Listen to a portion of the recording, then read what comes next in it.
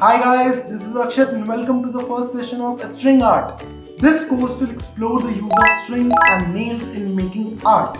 So what is string art? As the name suggests, people use strings to create mesmerizing and beautiful art forms. An example of string art can be dream catchers. But this course is going to focus on string art that is generated using strings and nails. Turn strings and pins into a work of art with string art.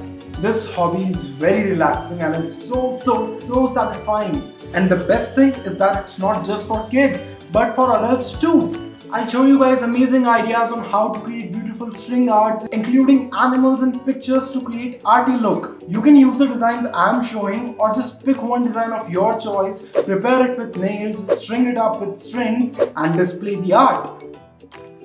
Got confused, right? You want me to show it how it's done. And I will. We will learn various string art projects like making rainbow, owl, reindeer and beautiful 3D mandala art. I'll see you guys soon with another fun episode because there are hours of fun to be had. Stay tuned to What's Your Hobby to learn about the materials needed for pursuing this hobby.